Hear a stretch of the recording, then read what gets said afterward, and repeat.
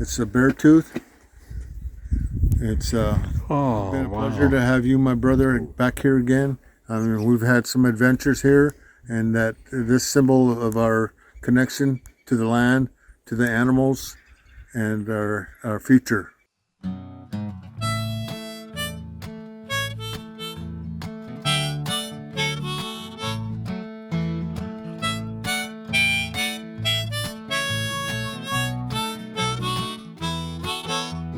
Old farts, good old farts, and there's nothing that we ain't done. Hiking, hunting, and fishing, we're still looking for more fun. So just sit back and listen. You don't want to be missing the adventures yet to be from folks like you and me. Hey, Jim Huckabee here, host of Old Farts Outdoors. Today, in this episode, we're going to go to the Quinault Indian Reservation. I'm going to take 3 of my grandsons out to meet my adopted Indian brother, Phil. Phil and I met actually decades ago when I was doing an Indian training program for the Bureau of Indian Affairs. This was a training program with Native Americans from all over the U.S. and Alaska, and young people learning about water resources and about doing work that they could actually do to help their reservation. Somehow Phil was in that group. They were all very bright, but Phil sort of stood out in the group. From the moment I met this guy, I felt like we'd known each other forever, and I didn't say much, but he at some point said, "You know what? You are my brother. We need to be brothers." And from that moment on, we referred to each other as brother. And as it turns out, now Phil is a journeyman old fart. He works on the reservation. He does fishing trips. He does hunting trips for bears primarily. He's very good at that. He just was one of those people who you instantly fell at ease with. And he had a great family. I ultimately met his family. I took my children out there. My children started referring to him as Uncle Phil. He took us down to places on the beach along the Pacific coast and around the reservation that the kids still talk about. And they still refer to him, even though they're all grown up now. In fact, 1 or 2 of them are almost apprentice old farts themselves. But they still refer to him as Uncle Phil, and they still talk about the pleasures that they had meeting him and his family and all of those conversations we had. Ultimately, Phil has, of course, become an elder in the tribe, and he did a lot of natural resource work, which was very valuable to the reservation. I got to go fishing with him, kind of begged a couple times, when can we go fishing? And other times he said, "Why aren't you over here? The fish are running. We need to get after this." With Phil, I one time caught the biggest steelhead of my life, a 25-pounder. And I took one of my sons-in-laws out one time. And between the 2 of them, it was fascinating because they both are really sort of fish whisperers. They know where the fish are. And so every time I've ever been out there with anyone else or with just me going out to hang out with Phil, it's been a great experience. I can't even describe it for you. It just, I guess I did. And it's a great experience. So anyway, here's Phil meeting my grandsons. There are 3 of them. Declan, Christian, and Josh are the 3 of them. They have not been on the reservation. They've done a little fishing, quite a bit of fishing actually, but nothing on the res. So Phil wanted to take them around and show them how he does his bear hunting. He's a very successful bear hunting guide and has taken some pretty big bears, but he's also pretty clear about some of his clients who will doze off occasionally while they're waiting for a bear to show up. And he's very clear about the kind of bait Quite frankly, this is the same kind of bait that we use anywhere when we're trying to hunt bears and draw in black bears, particularly in the lower 48. So you will learn about how some of that works. You'll get to see what he does to bait these bears and bring them in where his hunters might be able to get a whack at them. There are a lot of bears on the reservation. And so this is something that's very strictly controlled in terms of numbers, but Phil is one of the leading guides on the reservation. And you'll get to hear a lot about that. You'll hear a little bit about his fishing. One of the things about Phil, and I found it with other Native American friends of mine, but he's more than a friend, he's like a brother, as I've already said. Before everyone left, he made a note about the sacred nature of the relationship that they had established. And so he will do something that you will see here in a few minutes that has actually changed these young men's lives. And although this took place a while ago, another year and a half or so ago, they still treasure this moment with him. So anyway, given all of that, I hope you enjoy our episode today. I know it'll make you want to come back for more, but because we're going to do a lot of different things. But today we're going to meet my brother, Phil Martin, my Quinault adopted brother. Especially the person behind the camera. He's been a good lifelong friend, and met him years ago, and I took him out and he caught a big, nice giant steelhead. But also, you know, we're not, some of our like to get the trophy, but a lot of people that I've taken out got their first steelhead, their first coho, their first salmon, you know, the species, and even trout. But like I said, the women are becoming more prevalent. The youth, I'd love to have the youth with me. That's what my main goal is, getting more young people out, get them involved with this programs that we have here, because I hate to see them being taken away from their lives of what they need to enjoy because of drugs and alcohol and different things that are going on in this world. And I love the youth and been involved with them for years. So that's one of my main goals as an old fart. Yeah, great. There's a 50-gallon barrel there, and you saw these logs back here? Mm-hmm. Those are what I use to put into the barrel to make the bears work to get inside the barrel. Oh, okay. And then if the guy's sleeping, he hears that noise. I've had a few do that, fall asleep with them, but a lot of them are pretty intense, a lot of patience. Mm-hmm. But you know, I got my bait I showed you, and So show them again. Let's see, what is that stuff? Explain to them how you do that. the main thing is popcorn, bread, sweets, peanut butter, even chips and things that I usually would coat with frosting. It's sweet smelling spray I spray onto the trees to attract the bears in. Okay. So that's another prevalent source of getting our bears to come in. Mm-hmm. And then when they start coming in, I'll set up a game camera. Mm-hmm. So it tells you the time of the day they're coming in. So that gives us information when to hunt them.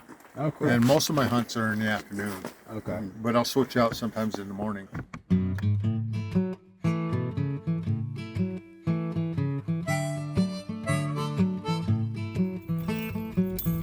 There's my bucket. I was hoping. I just set this out a couple days ago. So that's it right there in front of us. Yeah. It's a barrel with a hole in it, and I put the food in there. And that white stuff, that's frosting on the side of the bait. And, they lick that up like a popsicle. Tree about that size right there on the right, that's one of the ones that start growing and producing a lot of the sap. And the bear will come along and he will scrape the bark back. And cedar is one of their favorites. So, you know, you look at like that tree is scarred up a little bit. Yeah. That one right there, you know, see that hole, that gap there? Yeah. The bear might have peeled that back a long time ago. Yeah. That's cool. What is the logs sticking out for? This is have them to wake my customers up. They make a lot of noise when when, the bear, somebody hears that, and then they'll get ready. They'll sit up there, which is 27 yards. Okay. Not far. Yep. That's about the average, 30. I have some that are in the 40. Cool. A lot of bow hunters like it. But they've got a trail here, they got trails here, they got trails all around here. And we can only hunt from March all the way to into June. Oh, okay. Because this is when they come out of hibernation. Yeah. And then, but the best thing about it is when you feed them all this good food, it makes the meat better. Oh, sure. True. Yeah. It's like grain-fed calf. How Yeah. they do that. And this is True. the same process, but That's they want to get that fat content Oh, build it up for the summer and winter, so they yeah. can survive the winter. I can smell the blackberry in here, so I'll come along and spray the trees. So it'll attract the bears like they have good noses. So do you make these scents yourself? Yeah, but my favorite is anise, maple, and vanilla. Those three combinations are just amazing. Just sounds delicious. Yeah. Makes me want to be a bear, but not coming in front of one of your hunters. This is my site here. This is bait number 1, and that's my tribal ID number right there. I have to do that at every site. Okay. I've had them come down the road here at times, but like I said, the biggest one I got out here is 450 pounds. We were very fortunate to find him because he didn't bleed. Oh. And to track them through here is really hard because there's other bears coming in here. They got trails and their footprints in here. So blood is one of the best things for me to find them with. But Yeah. One of the things that occurs to me watching how you're talking to my grandsons and sharing information, it seems to me like one of your primary jobs here as an elder is to teach young people and let them know what the future holds for them. that's right. The same with fishing. I've done a lot of teaching too, but I'm proud of my success, and I value that.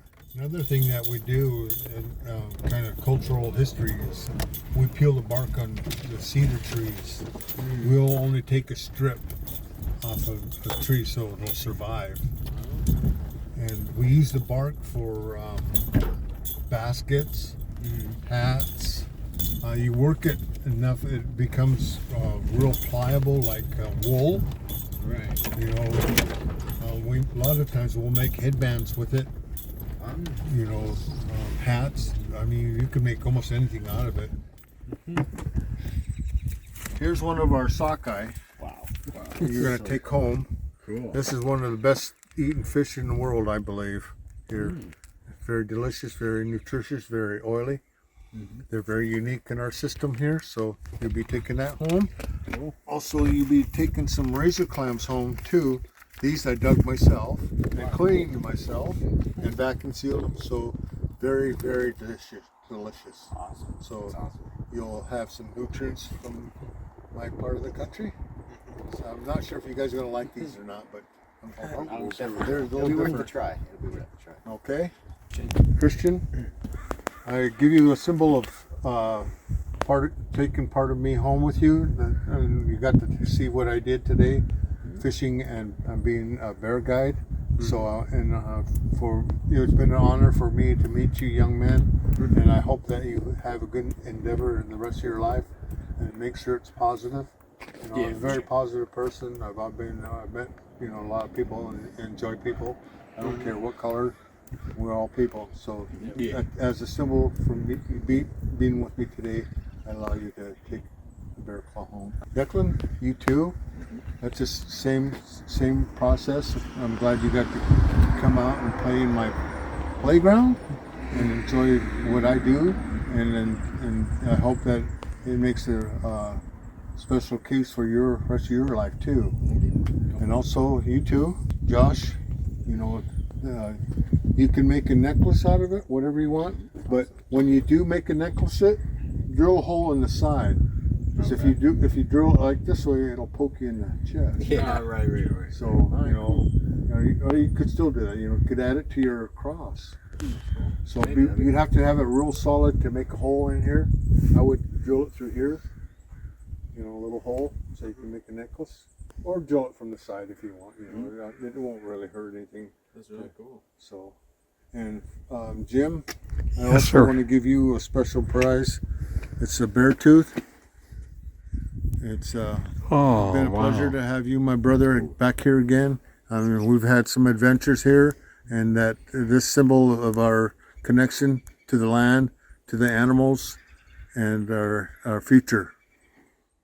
Yeah, And thank guys can you. claw your way to the future, and he can bite his way to the future. Thank you. That's wonderful. Thank you, Brother Phil. Hey, thanks for watching this episode. If you enjoyed this Old Farts Outdoors YouTube episode, then please subscribe. If you want to know more, you want to find out about our merchandise, our clothing, and you want to take a look at some of the outdoor columns that I wrote, there are only about 11 or 1,200 of them, then subscribe to our channel, and actually take it another step, simply go to our webpage, www.oldfartsoutdoors.com, and see what you can find there. I promise you it will be interesting. But thanks for watching. Have a great day.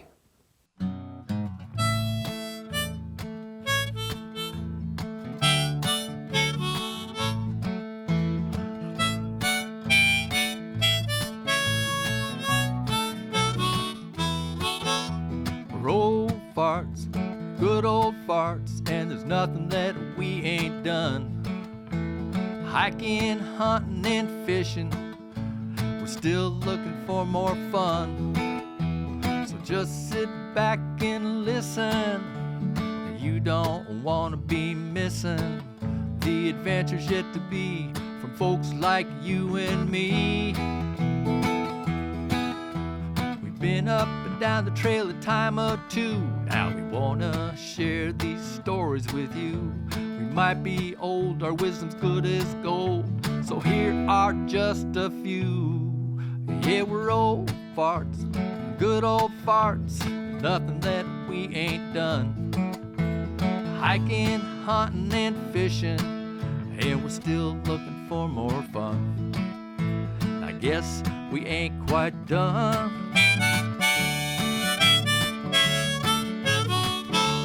We ain't quite done.